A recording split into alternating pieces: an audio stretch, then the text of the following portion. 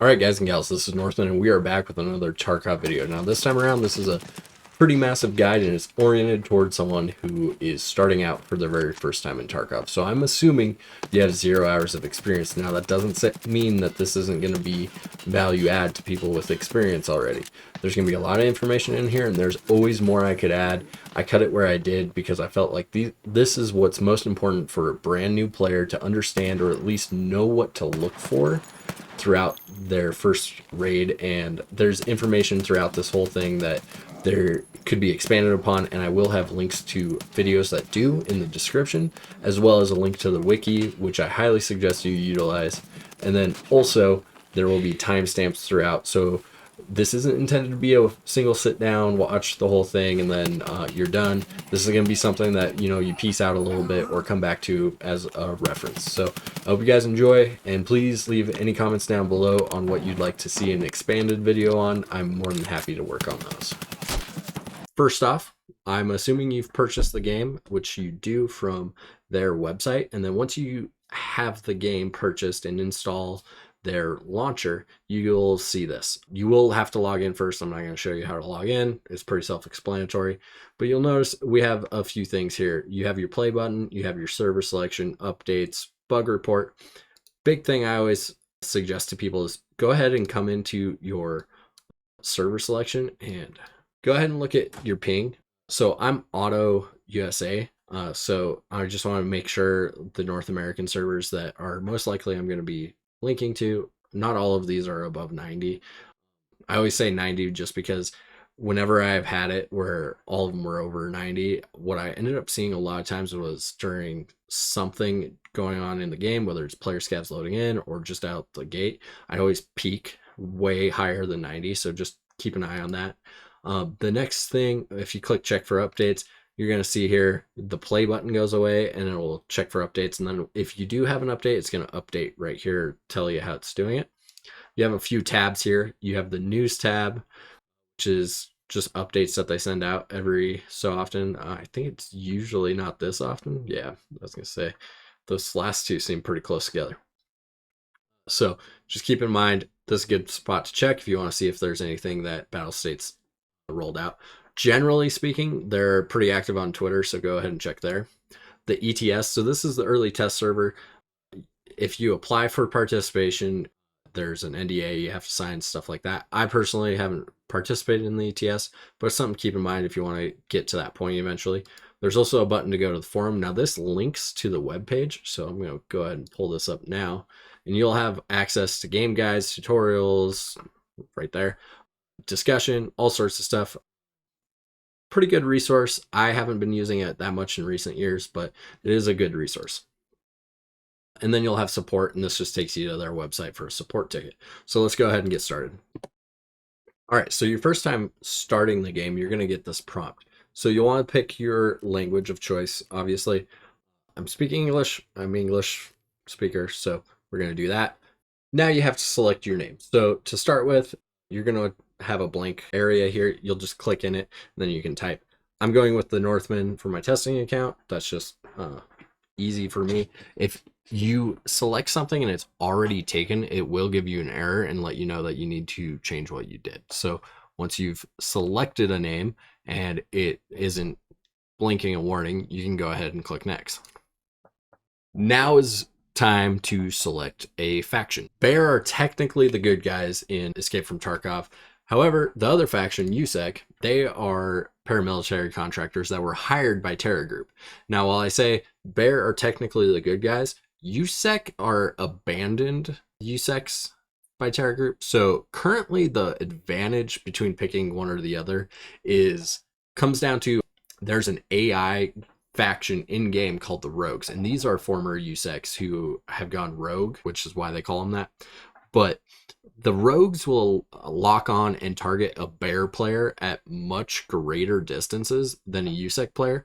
However, when you're first starting out, you're not going to run into Rogues very often. So really pick the faction that has the more style of armament that you want to start out with. USEC start out with more UN or NATO type weapons, so M4s, MP5s, stuff like that. The advantage is pretty void, in my opinion. You can do quite a bit as a bear when you're fighting the rogues anyways. The other difference is bear has primarily Russian voice actors, except for one, which is in broken English, and then USEC is all English voice actors. Now, there are also cosmetics that this selection gives you. So I'm showing you on my main account right now. You have bear cosmetics that you can actually see. And this will be when you're in the trader screens. Ragman is currently the only one with a services tab, but you can actually select and show. And if I right click, it shows a display of the cosmetic before. And then if you left click, you can select what it is. Also, if you right click, it'll show with gear on it that you have equipped on your character at the time that you're doing this. The only reason I'm showing this here is because it does change based on which faction you select, what your clothing options are. Now, there are some stuff like the deep tracksuit that are quest unlocks. So in this example, I'm going to pick the USEC just because my main character is a bear. I'll pick a USEC and then I can show you some differences between the two. There's also going to eventually be some skills that will be dependent on which faction you pick. However, that is not implemented at the time of this video, and I doubt it will be for quite a while. So just go with who you want. All right, now that you've picked your faction, you get to pick what face and voice you're going to use. So on this one, I'm just going to show you a couple of them real quick. We're going to go with, I think it's Haywood. No, Haywood's the dead fish eyes guy. Mullen, there we go. We'll go with Mullen. Damn, now, I'm tired of this walking. As you heard there, you can actually hear the voice line before when you select it before you go to next. So tired of this motherfucking shit. So there's some good voice lines depending on which one you pick.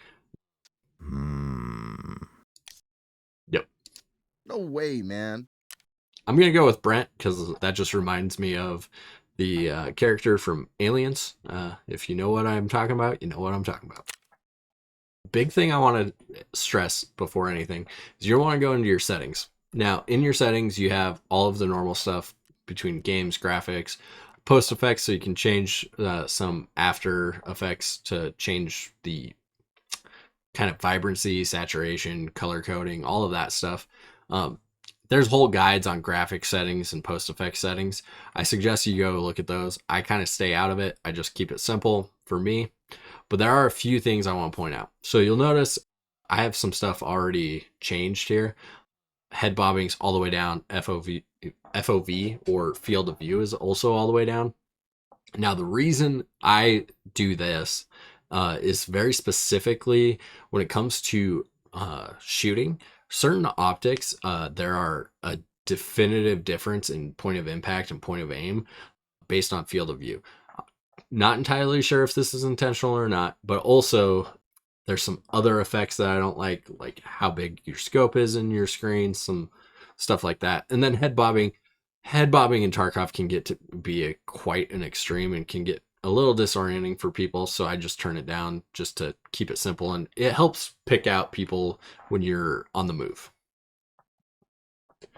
The next thing I changed, and you'll notice all these are changed. The reason they're already changed is Tarkov saves settings at a computer level, not a profile level. So based on what settings you actually have on a different account that's played on your computer, it will change it. Almost everything here I leave the same. There's a lot of guides on keybinds that are better as well. For instance, switching between sites or doing a check for your chamber if you have a malfunction. People will actually change that so it's a single button on some 2-button operations. For me, the primary one to change is VoIP. So this is normally K right here. K is kind of a pain in the butt to hit in the middle of a firefight. So I like to have it just on my mouse, and it makes it so I'm more prone to use it and sit there and kind of try and poke at enemies and try and, have some fun with it. Generally, I like to just be like, hey, how's it going, bud? In the middle of a firefight. Sometimes you get responses, oftentimes you don't, but it can make it interesting. Another thing you can do is go over here to phrases. Now, this keeps resetting on me. I'm not entirely sure if this is a bug or if it's just for me, but you can actually set up different voice lines from your character on your F keys. So you can actually sit there in game and hit your F keys and have different things called out. So let's say I want to be able to say hold fire. If I come over here and right click it, I can select which F key. If I want to say spread out, take cover, knives out only, that's a good one. Silence, and go need weapon and noise. We'll mess around with these once we get into a raid, and I'll just show you. The other thing you can do is you can have these. So you can select these and put them on different keys as well. One of the common ones I use is that guy, and I'll use this one for friends, but we'll leave it as is for now. So once you do all these, you can hit save, and I'll take you back to the main menu. All right, now we're going to continue through some more information here just to help you guys get oriented with what you can do. I'm just going to move left, so we have the messenger. So you'll see I already got a messenger from Skier. This automatically pops up. He's trying to tell me there's a task I can do for him. And this one, I believe, is related to the current event going on. Any event ones will automatically pop up. And then trader ones for quests will pop up as you go. There's some that are automatic as well. Once you complete a quest or you unlock a quest, it will pop up. So keep in mind, you'll want to watch down here. It'll highlight green when there's something. But you'll also notice there is a friends tab right here. So when you click on this, you can actually send out a friend request. So I'm going to show you, since I lost access, didn't want that. Since I lost access to my original account name a couple of years ago, someone snagged it on me, Northman. We were doing some different stuff back then, and I was messing around. I think I was Cultist Man, just for shits and giggles. So Northman, I can go in, I can right click, I can send a friend request, and then if I send a friend request, it'll sit here in pending. Let me delete that. It'll sit in the pending until it's accepted, and then I'll move to friends. Next, we have the handbook. So the handbook is useful. This will give you information. I'm going to go ahead and go straight down to ammo. This is one I highly suggest you take a look at. When you're using different ammos, you'll want to look at the actual information for them because of some stats over here. We'll get into those stats a little bit later, but just keep in mind, you can also look at them in the handbook, or if there's special equipment you want to know about. So, like the handheld compass, Wi-Fi camera, there's a ton of information in here, and it's really something I think a lot of people underutilize. If you're curious about what some of these descriptions and what's going on with different items or weapon attachments or even weapons, you can go into a preset. Once you unlock the ability to make presets, you can actually select your preset and take a look at it and see what all the attachments are. So you can also, from here, go filter by item, takes you to the flea market. We don't have access to the flea market until level 15, so this means nothing for us right now. We'll get to that later. All right, next up is the flea market. So we're going to click on it right here, and you'll see it gives me a warning that I don't have the ability to create offers or see and buy offers from other players until I get to level 15. We do start out with 0.2 trader rep for the flea market. And once we get to level 15, by selling items on the flea market, this will go up, and eventually you actually get access to sell more offers than what you have access to start with. I think you start with 2 offers, and then as you sell more and more, you actually increase this, and you can get up to 3 or even, I believe, 4. Gonna double check that, and I'll put it up on the screen. All right. Next up is traders. So now you'll notice all of these traders have little green check marks on them, and Jaeger is shadowed out. So all traders you get access to right out the gate, except for Jaeger. Jaeger is only available once you complete a task for another trader, and these green check marks mean that we have available tasks to accept.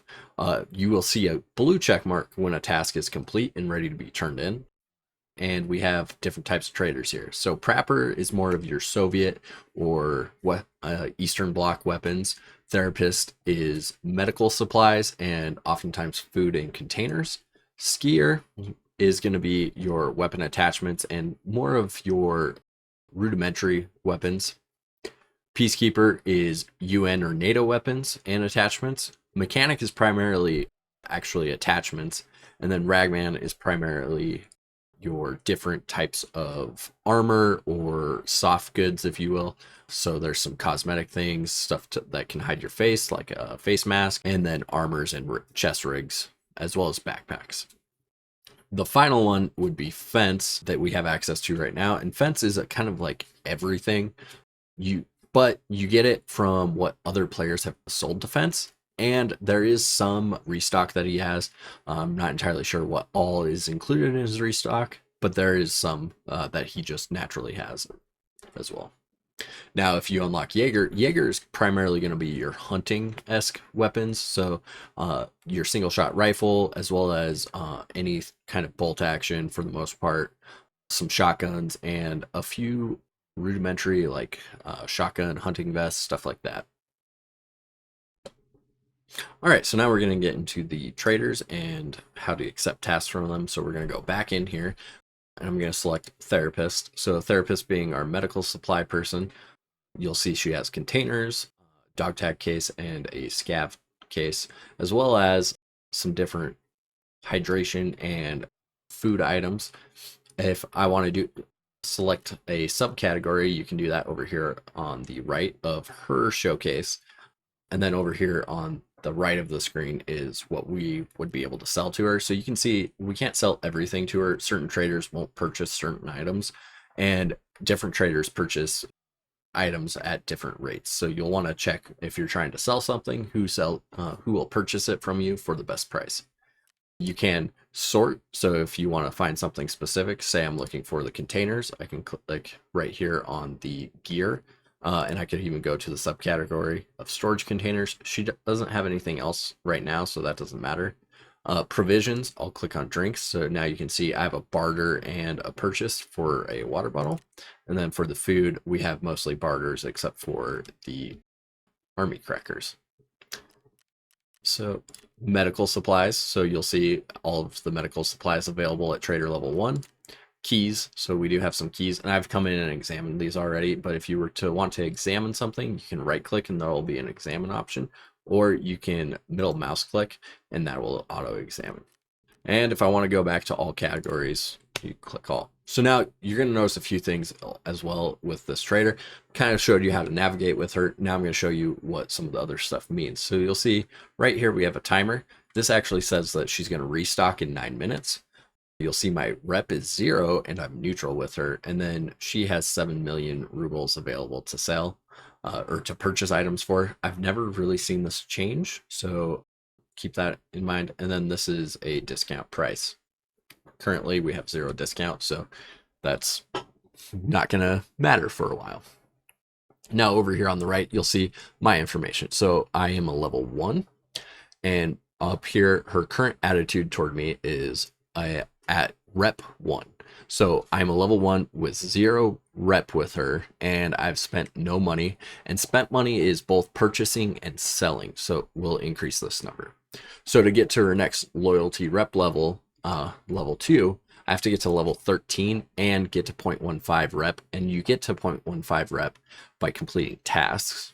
And then I also need to spend or purchase or sell 400k worth of items. And then right below it is my money, so essentially my wallet. I have 500,000 rubles, 0 euros, and $0. So if I were to want to purchase something from her, I can click on it. So that was probably a good example on the map, but AI2 is a pretty common one early on. So I select this, I can actually type in how many I want. So say I want to buy 11, this goes up by that amount. I hit fill item and deal, and it will give it to me. Now, there are things that have a limit on how many you can purchase, and I don't know if she has one right off the bat. Water bottles. So if I try and type in 8, it automatically drops it to the max, which is 5. Once I purchase my 5, this will actually show me that I've purchased 5 pieces and I have to wait for restock. So that's where this number comes into play, as well as you'll see there's a number below all of these, that is how many she has globally available. So if everyone's trying to purchase the same thing right at the same time, you'll actually see the stock drop pretty quickly, and you can actually hit refresh and you'll see the numbers change like we just did. So now you kind of know how to purchase from her. To sell, you can either drag an item over or hold control, left control, and then left click, and it'll auto move it. And then if I select something I don't want to sell, I can right click and it will move it back. Once you have something selected that you want to sell, same as before, you just hit deal and then it will complete the transaction. Now, if I don't want to sell anything to her, I can hit the backspace, or I can just hit clear table and then reselect what I want to do. Now, how to accept a task from a trader, you're going to want to go into tasks tab here, and you'll see this is a task that is currently available for me. So if I want to see ones I've completed, I could hit show completed and that would pop up. Now, if I want to accept this, all I have to do, I can read the description. I will not get any information on what I get for completing this, or like what I need to turn in actually as a window until I hit accept. And then I get all this additional information. So find Saluas, hand over the first aid kits, and then rewards, rubles. Yeah, and you'll see right here, there's trader rep. Most of this is self-explanatory. You get experience, you get money, and you get some items. Some tasks will actually unlock not an item, but the ability to purchase or barter for an item from a trader. And then also there are tasks where you get rep with multiple traders, or you get a positive rep with one trader and a negative rep with another. So you're going to want to monitor that. Usually those, you either have multiple options for who to turn that task into, or you just have to accept the loss and try and balance it out later on. All right, so now we're back to the main menu. We'll go ahead and talk about our hideout. Hideout first, then we'll do character and raids. So your hideout is actually where your character is staging in between raids, and it gives you a quick description here about what your underground base is going to look like. I'm going to skip that right now. You can read through it on your own. But you'll notice right off the bat, you have something that you can construct, which is the vents. So if we construct the vents right off the bat, it costs us 25,000. It's an instant construction time.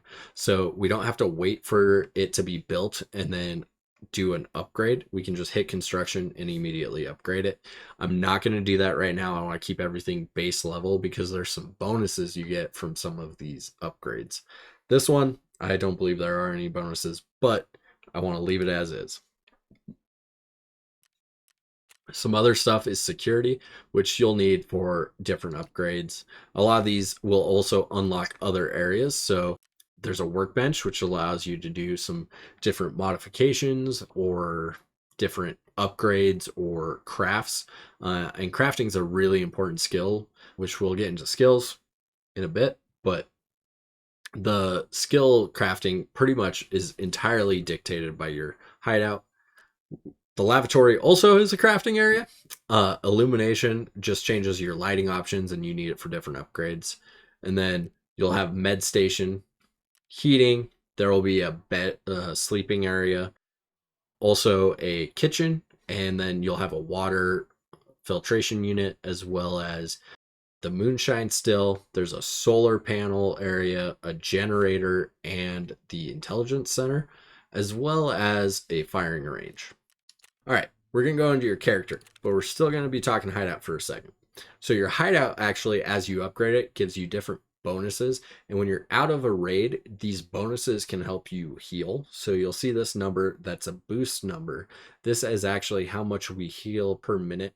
So our health will increase when we're out of raid without us having to heal.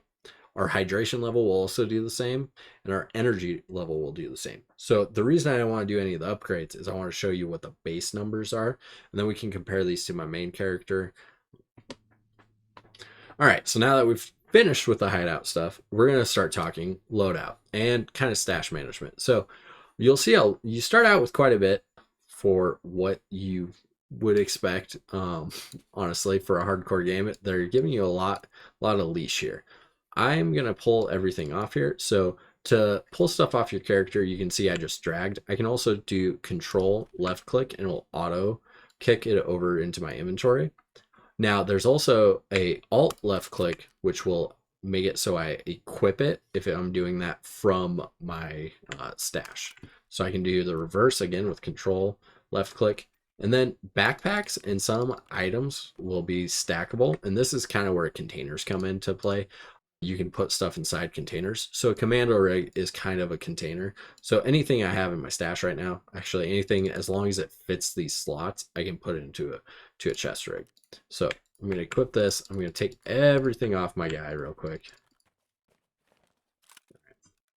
So now I have everything off except for my bayonet, knife, and my alpha container. Now you'll see, part of the reason I did this is so you can see everything as it is, but also if I pull that off, my container has a weight right here, and you'll see that corresponds with the weight right there. Now if I add to that, I have a weight even for my knife. So every item, including your I always refer to it as a gamma container, but it's actually your protected container or secure container. This is stuff that even if you die, you retain when you get out of the raid.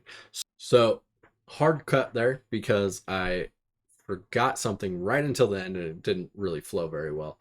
All of your slots here, if you die, you lose anything except for what's in your special slot, your pouch, including what's in the container in your pouch, and then your knife and armband. So keep that in mind. Once you die, you're going to lose everything else. So it's very important to try and get out of raids. Otherwise, you lose stuff all the time. All right, so now we need to equip you. So right off the bat, I already covered a little bit on control versus alt click, and I'll show an example of that. So if I hit control click, it wants to place this item in my inventory somewhere. It won't assign it to be equipped. So if I alt left click, and I'll show it better here with the commando rig. So control left click, it prioritizes putting it in an inventory slot, not on my person as an equipped item. And the reason for this is so that way you can actually say I want to have something in my day pack, and it could be something I equip. So say I'm bringing a face cover or a hat in for someone else. If I alt left click, it puts it on me. If I control click, it puts it in my backpack. This can be useful if I want to ditch stuff to someone, trying to help out a buddy or something. So right now I'm going to equip a hat and a half mask. These have no armor value. You'll notice they're just visual. And then for your armor, you'll have values for movement speed modification, ergonomics modification, the armor points, armor class, material, armored areas, and what the armor type is. We'll get into more details later, but just so you know, P.A.K.A. is a fairly low-end armor, but it's still useful throughout most of a wipe, depending on what you're running into. Next, we're going to equip an M4. Now, this M4 already has a magazine in it. If I left-click, I don't have a bullet in the chamber. So when I get into raid, it's going to actually rack around. I'm going to show you an example of that when we get into raid. But for the M9, if I want to have a completely topped off mag and have a round in the chamber, I can put a round in the chamber on the M9, which I highly suggest doing on your pistols. On your rifles, do whatever you want, but if you emergency switch to a pistol, if you're bringing in as a secondary, it is always a good idea to have a round in the chamber already, so when you switch, you don't take extra time to rack the slide. Next, we want meds. So a good standard med orientation will be something like this. So I like to have my primary heal on 4, a heavy bleed on 5, and my light bleed on 6. Now what this does is it gives me prioritization where I can actually have both of these. If I just sweep 4, 5, 6, I will heal, and then I can prioritize the heavy bleed stop. So it's very easy when you have your fingers on the keyboard to reach up at hit 4 and 5, and it's a little bit of a stretch for 6. Depends on your finger size, I guess. But that's how I like it. So that's how I keep it. I always want to hit a heavy bleed first, and I often find that I hit 5 before I hit 6, so it's just useful. The other thing is you're going to notice all of these magazines have values next to them. When you purchase a magazine in Tarkov, it will actually come unloaded, and you'll have to load ammo. If you don't have ammo in this, it won't be useful. In fact, if I hit reload, you'll notice it prioritized reloading something out of my inventory in my stash instead of taking that 30 rounder, because it doesn't load an empty mag. In fact, if I emptied all these mags out, told it to reload the M9, it would not reload the M9 because there's no magazine with ammo in it. So, as far as my pouch, like I said, I like to keep a car, splint, and occasionally I'll put painkillers in there. Oftentimes early wipe, I'll either put a spare heavy bleed or a spare bandage, the double bandage, just so that way I can, correct anything that goes on. Right now, I'm going to go splint and car. The car covers my light bleed at 50, so theoretically I can stop 4 light bleeds, 5 if you count the bandage, and then I can stop 1 heavy. I would say you're often going to run into a situation where you need more heavy bleed stop than you need light bleed stop. All right, for ammo and armor information, I highly suggest you go to the Tarkov wiki. Now I'm going to show you the ballistics page first. This is where you're going to find out what kind of penetration and damage values different ammos have. And I highly suggest you go here and look at everything. It's very valuable. It helps out a ton, and it's just really well put together. Also, they update probably the fastest out of anyone for information like this, and it's not currently visible in game. You just kind of know based on what you see here or what you see in other people's videos. Now over here, bullet effectiveness is what you're primarily going to want to know. What kind of armor level can you penetrate against? So you're going to see these green values and red values and stuff. 0 basically means you're never getting through that armor. You don't do enough damage to effectively get through it in a time frame that's going to be useful. And they do have scale up here. You're going to see most of what you want for penetration value is going to be a 6 or a 5. So that means you're going to pen in the first round or in the first 3. Now, this is very important to understand that those are where you want to live. However, 4 is doable and 3 is doable depending on how you're hitting your targets. Now, with recent changes, there's been a reduce to how much flesh damage you do on a blacked out limb. And what that means is when you black out a limb, instead of dispersing the total damage across the rest of the body, you're going to disperse a reduced amount of that damage across the rest of the body. So there's less likelihood for limb shots to quickly take down someone. You're going to have to either hit a headshot or hit them a ton of times or penetrate their armor. Now, as we scroll down, you're going to see all these different categories for the ammos. So you'll know what you're looking for based on what type of ammo you need for the gun. And then you can look at what's going on. So because we picked a USEC, I'm going to look at the 5.56 NATO, and you'll see we have some high flesh damage right here that kind of goes down as we go down this track. Now, that's not always the case. Sometimes they fluctuate because for the most part, when you get in here, the first sorting is by penetration. So some do have a decent penetration value that's higher than some others with a higher damage. However, this is a pretty good way of seeing it. It's going to make the scale, if you will, start with a kind of steep ladder. Now for 5.56, generally speaking, you're going to generally be at HP and 8.56 or FMJ for a very long time. These 3 ammos are pretty good for the most part. Early on in the wipe, you'll see that your FMJ actually is good up to about class 3.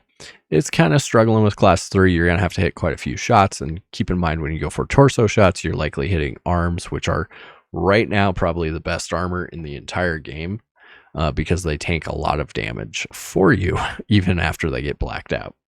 All right, now that we've covered ballistics, we're going to go over to our armor. So first you have armor vests, and then you also have chest rigs. We're going to cover the chest rigs real quick first. To start off with, this is what you're going to see for chest rig. It's available loyalty level 1 ragman, and it's decent. It only has 4 mag slots, so keep that in mind. And then the rest of these, pretty much by the time you get any availability of these, you're learning quite a bit about the game already. So I'm not going to go into too much detail here, but we're going to switch over to the armor vests. Now for armor vests, there's all sorts of types. The big thing I'm going to talk about here, because it's the concept that you need to understand, not necessarily what armor to use. You have several factors on what makes armor good or bad. And this comes down to your playstyle as well as, where you're running and what point of the wipe it is. So you have the type of armor. Light armor is almost always going to be a little bit more mobile than the heavy armor, but also this affects what skill you level when you're repairing armor. So there's light and heavy armor, and as you increase those skills, you unlock the ability to repair better based on which one you use. So if you're consistently using light armor, you're going to repair those better. If you're consistently using heavy armor, you're going to repair those better. And that's leveled up by repairing. Next, you have the material type. Now this affects how well a armor repairs. So you're going to see differences here from wipe to wipe, I'm sure. So I'm not going to get into too much detail on what ones are better or not. But when you find an armor that repairs really well, go ahead and check the material and then compare it to other armors. The class, now this is how good of armor it is. So these are by Russian standard. So you go up to class 6. Class 6 armor in the Russian standard is equivalent to our level 4 in the US standard. What you need to know the class, because the class affects what armor or what ammo can penetrate it. Then you need to know the armored areas. So thorax and stomach, there are also ones that protect the arms. So when we get down here, you'll see arms, thorax, and stomach. For the most part, anything with shoulder pads generally protects the arms. However, there are some with small shoulder pads that do not. Your next information you'll want to know is durability. So durability is this little number here. Basically, when you go and use it and you get hit, that left number is reduced. Now that's your available durability out of total durability. And once it gets down, you're going to want to repair it. But as you repair it, your total durability will drop as well. And then you're going to move into the penalties. So you'll have movement speed, turning speed, and ergonomics, as well as a weight. Now the weight is going to be the primary one that you should be concerned with, because as you are starting out, you have a lower capacity for carry weight before it slows you down. All right, so now we need to talk about meds. Now, I've laid this out in kind of a similar meds go together scenario, so we'll get right into it. You have your basic AI2. So this does no bleed stoppage. This is purely just for actually healing. And radiation exposure, if you read that description, that's not in the game currently, so that doesn't really matter. So this is what you use to replenish your health. So I'm going to switch over to my health screen. So say my right leg was 40 out of 65. This will bring that up to 65. And you'll also see a use time here at the bottom. That's important to keep an eye on. And as you get better and better, you're going to select different meds based on that heal time and your play style. If you know generally you're pretty good about backing out and getting healed, you may not care about a longer heal time for something that's a little bit of a better item to heal with. For light bleeds, you're going to be using the aseptic bandage and then the army bandage. Now, the difference between these two really is just that the army bandage has 2 uses versus the aseptic only has 1. Your weight is almost the same, and there's no additional benefits other than for a single slot, you get 2 uses. For a heavy bleed, we have 3. So first is going to be the Esmark and the Cat hemostatic tourniquet. Now, these are almost purely equivalent, except for the Cat has a 3-second use time versus the 5-second of the Esmark. And then the Esmark is available right off the bat from Therapist, and the Cat is available from Peacekeeper. So one of these you're paying dollars for, the other you're paying rubles, and I believe the Cat is slightly more expensive.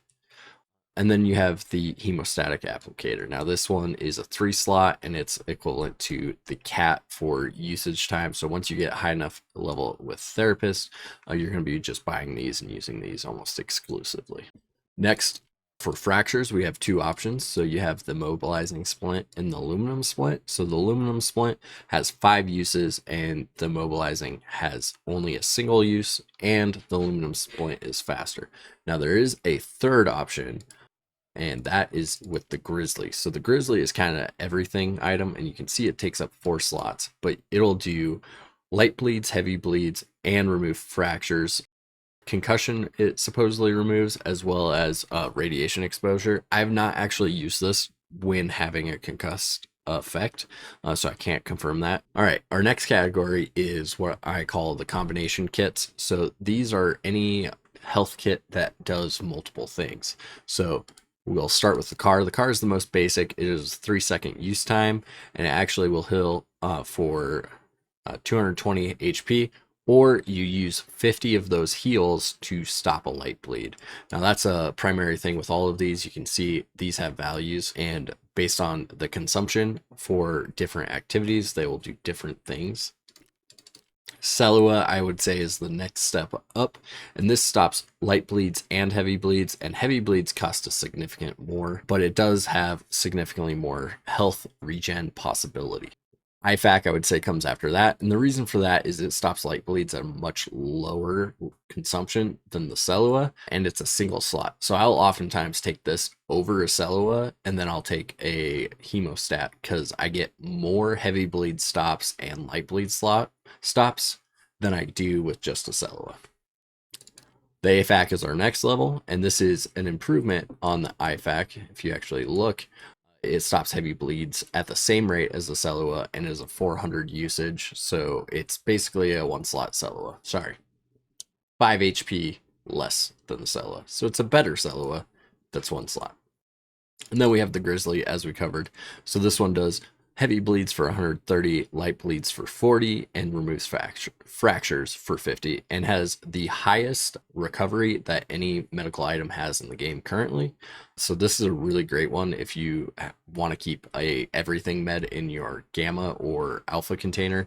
This one fits in every container. Now we go on to painkillers. Now painkillers have a pretty good variety, and I've tiered these out into what I would say is my preferred usage levels. So you have the aniline painkillers. Now these all have a duration, and you can see that down here for the removes pain, there's duration. So the morphine is essentially the same as the Vaseline for duration, but it's a single use.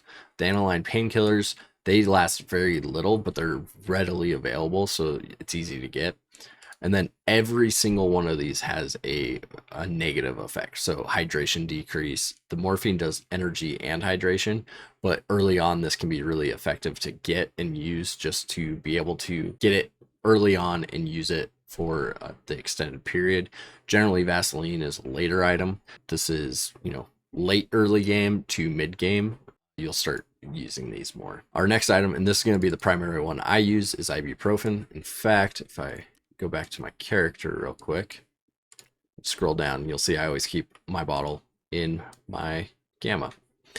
So ibuprofen is probably one of the best one. It has 15 uses, and it's a 5-second use time. The only downside is hydration, which actually, as you level your metabolism, hydration is the easiest one to deal with, and you generally find more, in my experience, more provisions that are hydration based than energy based while in raid. So I like these. They have a decent duration as well. It's a little less than the Vaseline and morphine, but I'm fine with the trade-off. All right, now for what most people consider the S tier option, which is the Golden Star Balm. I generally don't use these. If I find them in raid, I generally save them until I have access to the flea market, and I sell them on the flea. A lot of times you can sell these, and like currently I think I can sell these and get 3 ibuprofens for the value that I sell this, which is significantly more usage. I prefer that. You do end up with some energy recovery for a short period of time and hydration recovery, but at a significant energy cost. And this is really where I don't like these over the ibuprofen. I'd rather lose hydration than I lose energy. I oftentimes find I will get hydration back way more frequently than I will energy. Also, I prefer bringing in water bottles or some other higher tier versions of the water bottle that have many more uses than most of your food items. So the hydration never really becomes the problem for me. It's usually energy. And this has a little bit longer use time.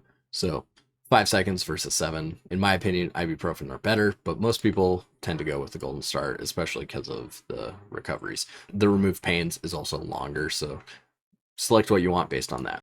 Now, you will see in the raid that we're going to do that I lose a limb. If I would have had a CMS or a field surgical kit, I would have been able to actually repair a blacked out limb.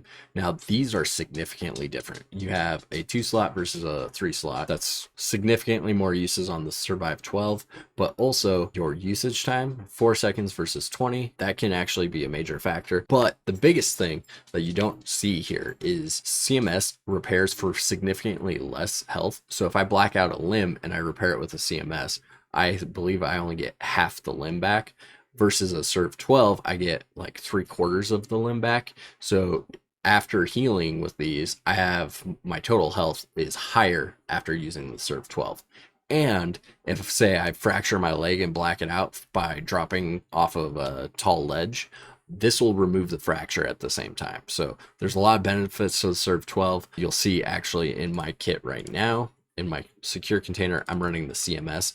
The reason I run a CMS is I'll always have an aluminum splint, so I have 5 uses, and I always am a little bit more concerned about the time, but it's a trade-off, and if you're going to be in pretty aggressive fights, a Serve 12 may serve you much better because you will be able to retain a higher health level with that than with the CMS. That's our meds right off the bat. There's a lot going on here, and it's going to take some time to learn all of these. I highly suggest as you get access to them, you actually spend some time on them, and I am sure there's a dedicated video out there with much more information than I've given. Now we're going to go into our first raid. So you're going to want to click on Escape from Tarkov. Then you're going to want to select your PMC and hit next. Now you have a scav as well. We'll get into that later. Now select customs and do the daytime time. And then you want to click on enable co-op or practice mode. And then you're going to click on the game settings. And I always click this on and off. There used to be a bug where you wouldn't get scavs if you didn't do this. So I always just do it. You can also enable bosses, change the difficulty of the AI, change the amount of the AI, and make scav war, which actually makes the scavs attack each other, or enable tagged and cursed, which does make all the scavs hunt you down. Now this is where you review all of the information you selected, and then you go into a loading screen, which will take you into the raid pretty quickly on an offline mode. Once everything's loaded, you will get a short countdown and you will enter the raid. Alright, so you're going to notice I just racked the slide or the charging handle on this M4. That's automatic on whatever gun is equipped when you spawn in or you equip a gun. Now, we're going to do this real quick. Alright, so if I want to check my chamber, I'm going to do Shift T. If I want to check my mag, Alt T.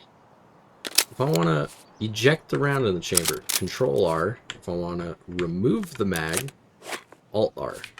Now I can actually find that round, unless it took on. Oh, there it is. All right, so you can see I can loot by going up, and that little white dot in the description pops up. We'll go here. I can put that back in and reload that way. I can also reload by hitting R, and that's a normal reload, so I put the mag back in my chest rig, or I can double click R, and you'll see I just drop the mag at my feet. So no mag in the rig, or only one mag, and then I can pick it up. All right, and you'll see I can move stuff in and out of my secure container, but my secure container cannot be removed in raid. Now, the last thing is if I want to switch fire mode, I hit B. If I want to check fire mode, Alt B.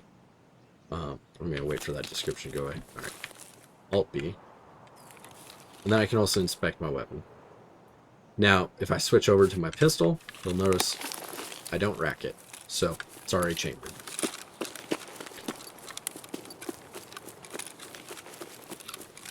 so we're gonna maneuver a little bit. I'm gonna show you some skill stuff. I'm just gonna run down here.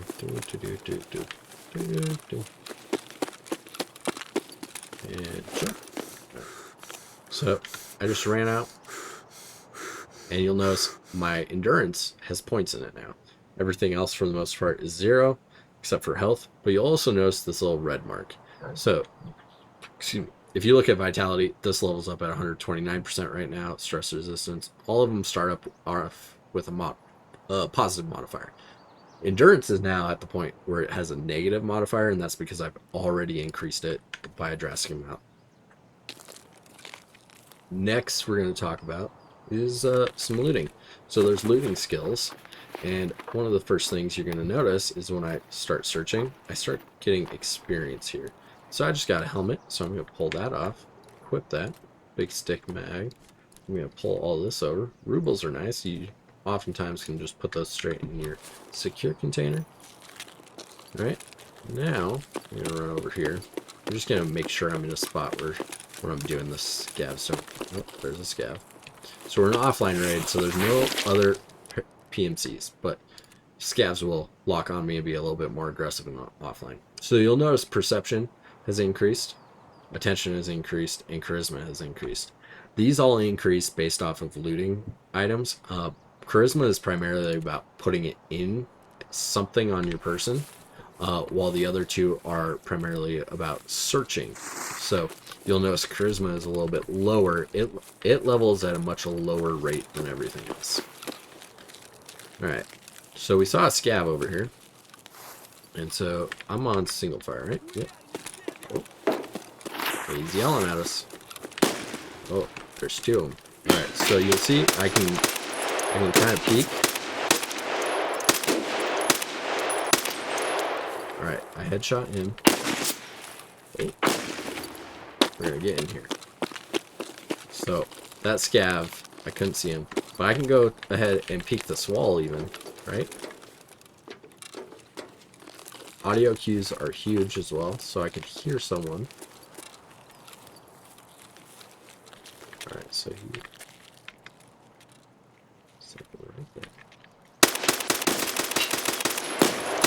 Alright, so say I ran out and I need to switch.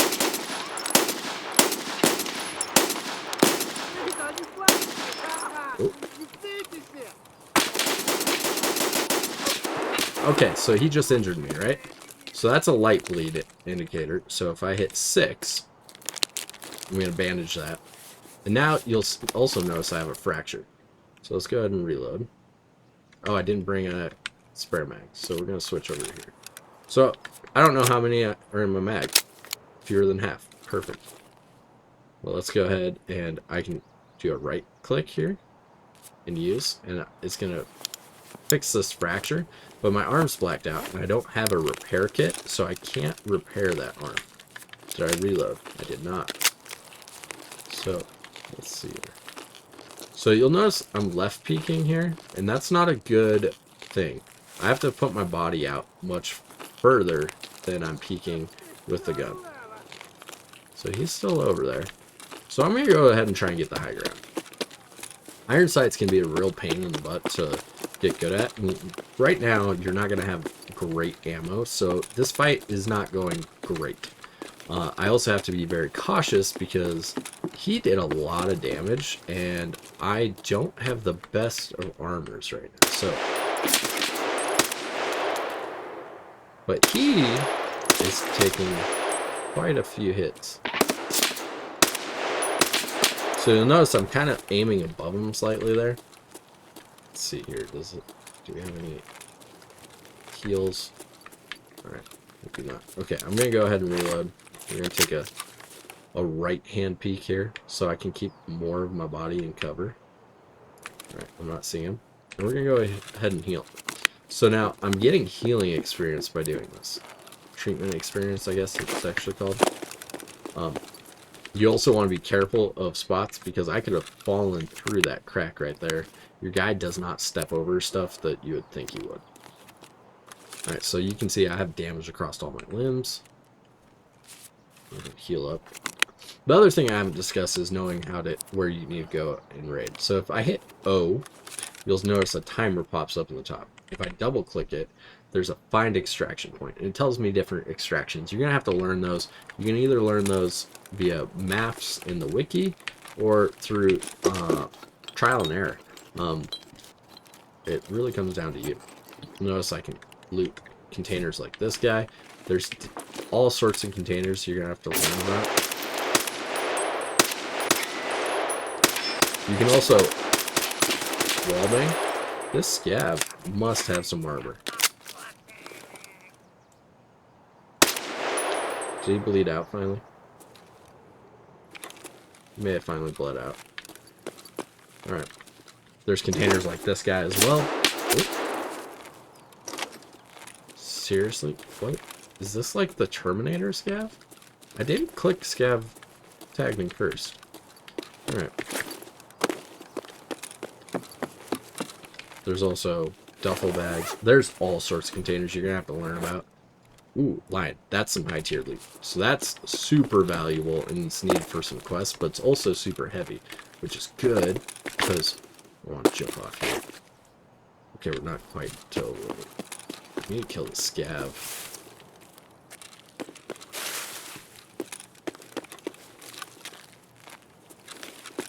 You're probably thinking, oh man, this is a terrible guide. Look how much trouble he's having with scavs. You're gonna learn. Scavs can be a nightmare. Alright. Dropped him. Finally. Okay, you can see I'm hurt. So now I'm gonna loot him. So I can drag stuff. I can do that. He did not have great armor. That is like class 2 armor. So you can also take his weapon and his magazines. Take his knife. This is good for trades. He's got some food. He's got some rubles. Alright. Okay. So I think we're just over. So now that that's gone, I'm going to show you. Now that this is orange, we're going to start leveling strength by moving around. So I'm going to go ahead and move back this way.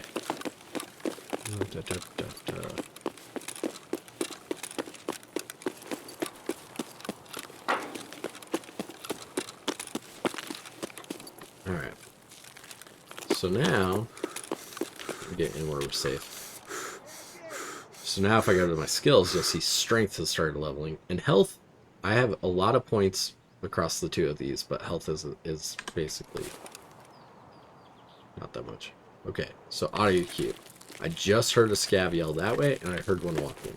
So, what I'm going to do is there's this blue container. I can peek out.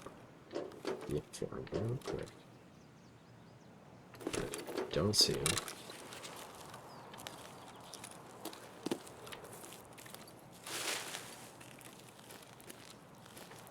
Thought I left their difficulty as in raid. Or as it online. Alright, we're falling back. This is one of those things where making space can be good or bad. If the scavs are just hitting insane shots all the time, making space can really hurt you. But by falling back, I can also get to some high ground and really look for him. He must have gone inside though. Alright, so one of the things I forgot to mention to you guys, and I'm realizing now, is food and drink. I didn't bring any food and water in. So you'll notice my energy's been going down. My hydration has. I can also heal like this, by the way.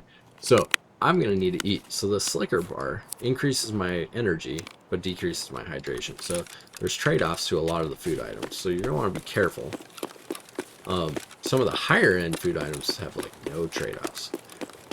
One of the things is you're going to have to learn how to find food. So that car I opened up sometimes has food and drink in it. Alright. So now we're going to maneuver. So that scav's angry. So, alright, so let's see here. He must be on the left side. So I just come here. Alright, so I'm gonna leg him. I can hold Alt and steady my aim, but because my arm's busted, it's not going to be super effective. I can also try and wall bang him like that. Okay, so he's got good armor. Okay, so he caused a heavy bleed, so I gotta heal that. First priority. So you'll see I'm pretty well damaged. And he's got insanely good armor. Oh, did he cause another heavy? He did. Okay, so now I'm really screwed. I need to get something to stop the heavy bleed, which means I gotta kill him. Except he ran away. He's probably inside. Nope. Oh. So, wow.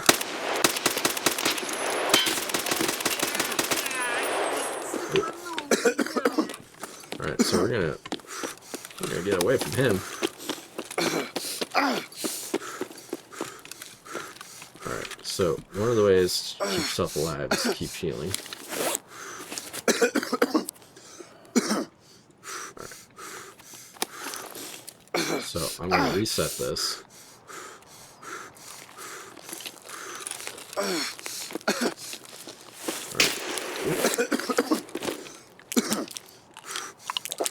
Let's do this. Oh shit, yeah, we're fucked.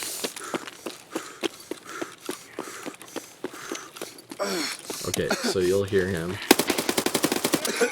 Alright. So now scavs will sometimes have meds on them too, so I need to get a med before I lose everything, so going straight to his pocket.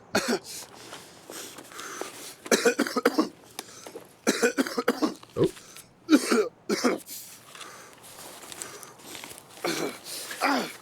Alright, did we save? Whoa, okay, so we got lucky there. So now, I gotta show you all the bad things, right? That was totally planned. Huh. Alright, so we're gonna heal ourselves up. So now, I'm really... I got another scav.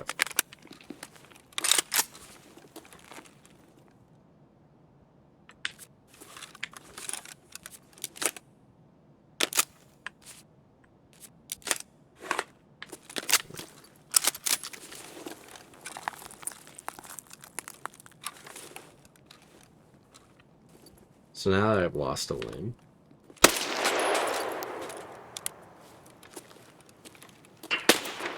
oh, and there's a sniper skill. Alright. This is a very bad idea.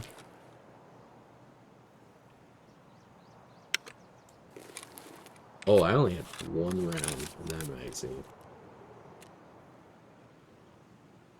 Alright, well, I'm gonna use the slickers. I'm gonna go grab this guy's SKS.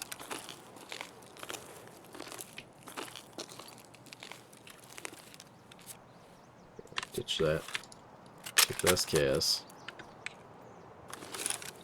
Alright.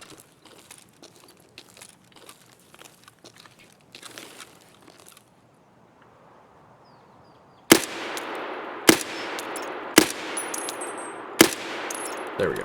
Alright. So he's dead. You'll also notice that I completed that quest.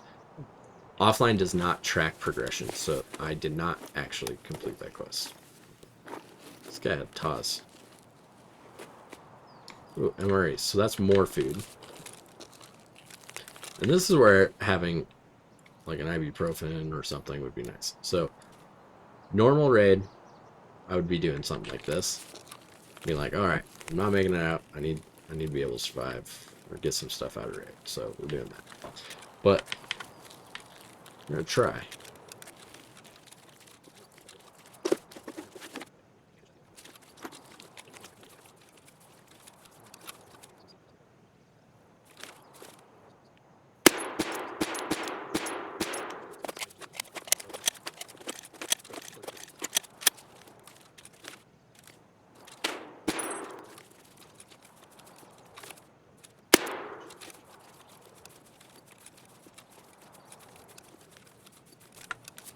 So you'll notice when I load the SKS2, I eject around because this is a closed bolt.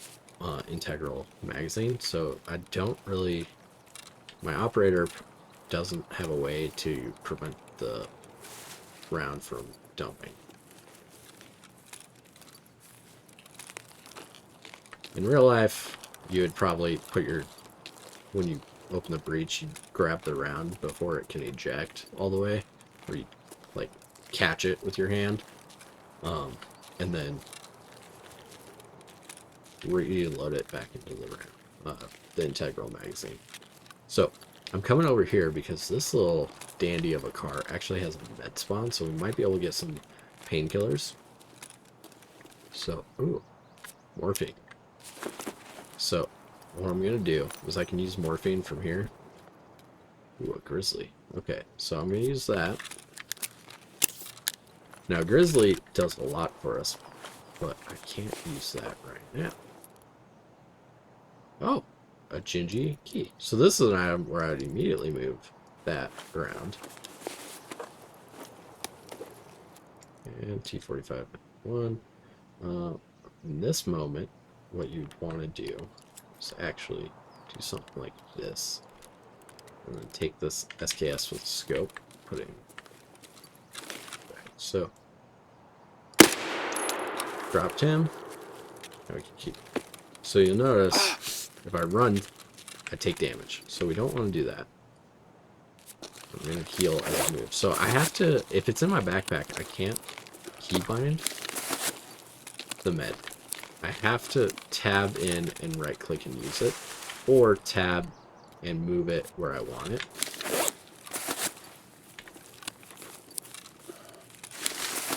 But you'll notice I move a lot faster even just on painkiller with a blacked out limb than I do without the painkiller. Although morphine does not last the longest, so we're going to want to move. Let's see. Okay. Okay.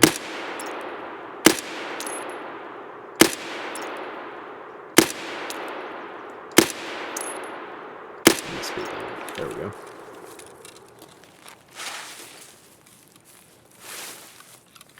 So this is a cache. Caches are important because they have rare items, or just, they can have rare items, but they also have just generally good stuff. So I can throw on some of those, I can do that.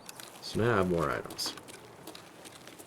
Now, what I'm going to say is this is an offline raid. So none of this looting really matters in an offline raid. You should really only go into offline raids to figure out where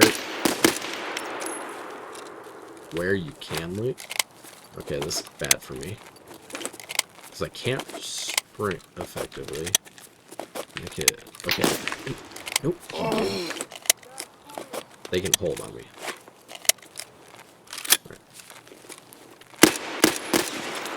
Alright, what I'm trying to do is get him to move, which I did. Alright, we're gonna reload as we move. Because that other one could be flanking. This guy could be holding an angle, but I doubt it. Alright, so offline mode is going to be a high priority for getting practice on where to go and where to find loot and how to fight, and also just general mechanics. So now you'll notice we have these extracts. If I step forward, you'll see ZB1011 starts up. So that's an extract. I've walked back out. It's no longer doing it. So right here we have a ton of loot. We have armor. This armored helmet is class 4. We have our mags. I didn't want to lose those. You don't insure before a offline raid, but I tend to avoid insuring early on, just because in an early wipe you're not getting your stuff back. If you start and it's not early on in the wipe and you start playing Tarkov, you may still want to insure, just so that way you can, a lot of people won't take early low level items, so you can get it back most of the time. We got a weapon. We got a couple weapons. We got a grizzly. A grizzly would be super useful to get in your first raid, because that's worth a ton just for medical purposes. You could put that in your alpha, and you'd constantly be able to heal all sorts of stuff. We also got a lion. These are super rare, well, not super rare, but super high value, especially early wipes. So it's a good thing to get. And then we have a couple of weapons that we can use, especially getting something like an OPSKS with a scope. This is huge. This would be super useful for longer range engagements, taking out scavs from a safer distance and being more accurate. This would also be worth plenty of money. And then, yeah, just random items like ammo and stuff is always good to get. The Gingy chain, this is actually something where you can put, this is a container, so you can put 4 keys in here and then put it in your alpha container, and you'll always have those keys on you, and they're safe. Oh, before we go, you'll notice my hydration's at 8. So if this gets down to 0, I start taking damage. And then if our energy gets down to 0, I take even more damage. If I go to my skills, you'll notice strength has leveled quite a bit, as well as endurance. Strength levels at a higher rate when you're overweight, because it doesn't actually level at all when you're underweight. But when you're overweight, it levels much more than endurance does. So it's good to work on that, because this has some good benefits. And then you'll notice just by looting, eating, we've leveled up quite a bit of other things. So let's go ahead and get in. And you'll notice painkiller wore off, so now I'm limping again.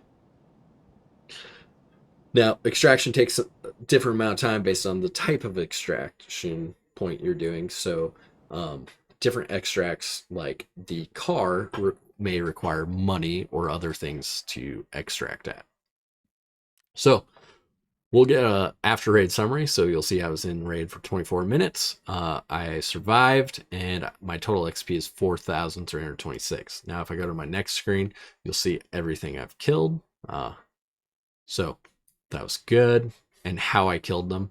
Players, if you kill a player, it will have just question marks, except for USEC and time, unless you kill them and pick up their dog tag. If you pick up their dog tag and take it out of raid, you'll know all the information that you see here. Next, there's information like how much blood we lost, how many limbs we lost, what our least damaged area is, how much healing we've done, fractures, food consumed, medicine used, total travel distance, how many rubles we found. So this is always raw rubles. And then how many bodies we looted, all of this. This is good information to review. And then you'll see this. This is a much more important screen, in my opinion. This shows your XP breakdown. So now you know exactly, where you're getting your XP from. So hit next, then you are taken out of a raid. Now this is going to be different than when you're in a real raid. When you're doing an offline raid, you actually don't get any of the gear, purely a practice mode. So by doing that, I didn't consume any gear, I didn't consume my health or anything like that, but I've left the raid. All right, so now if I go to my character, you'll see everything's back as it was. My health is back, and my skills have reset back to 0. Now, something I didn't bring into that raid, partially because it's an offline raid, so I'm not worried about it, was food and drink. When you start doing real raids, you will want to bring food and drink if you're going to be kind of taking your time and being in a raid longer. If you're really going to rush through, try and get a few kills, a little bit of loot, and get out, which is really advisable for a couple raids early on, just to get a few levels and concentrate on some quests and get some money. If you're doing that, you're going to end up running in and out so fast that you won't actually hit a low enough value that you need food and drink, and then you'll be able to eat and drink outside of raid. However, if you eat and drink outside of raid, it's worth less points for metabolism, I believe. So it's always better to just do it in raid. All right. So now you've done your offline raids. You've learned how to move around the map. You've learned some extracts. You're ready to go online. You're going to do it the same way, except instead of selecting co-op, you're going to select to just go in. So A big thing here is it becomes much more important about time when you are first starting out. In an offline raid, you can get out of the raid, die, whatever, but you're going to want to make sure that you're actually in when there's daylight to start out with. Otherwise, you're going to have a really rough time unless you bring in a flashlight. So go in daylight, and I do not select enable practice mode for this raid. Hit next. This is my main character. As you can see, just got out of a raid. At this point, you can see all these highlights. So to ensure my stuff, I can click ensure all, or I can select something individually, or I can even come in and select something individually by going into an inspection mode. Now, you may not want to do everything in a rig, or you may want to. So if I come in here and click this, you'll notice I still have that Stanag mag. I can actually right click and remove it as well. Now I'm not going to go into the raid, but you could, if you ensure everything and you're ready, just hit ready. However, if you go into next, there's two things you can do from this screen. You can create a group, which makes it so you can invite friends or people into a group, or you can do start looking for a group. Now this is how you could get invited into someone else's group. Randoms in Tarkov are not a good idea. Definitely go on someone's Discord and do a Sherpa program, or work with people who have kind of more reputable reputations. It's very important to not just go in randomly with people. You may get shot immediately upon entering the raid. All right, so I'm going to end the video here, but I hope you guys enjoyed it, and this has been a lot of information. It's intended to be something you come back to later on and review the finer details on some of this as you can. This is quite a lot to try and digest in one sitting, so I hope you guys enjoyed it, and if you did, please leave a like and a subscribe. It really means a lot. But more so, leave a comment down below on anything that you want a more in-depth specialized video for. I will leave links to things I've done already in the description, and I hope this has been helpful.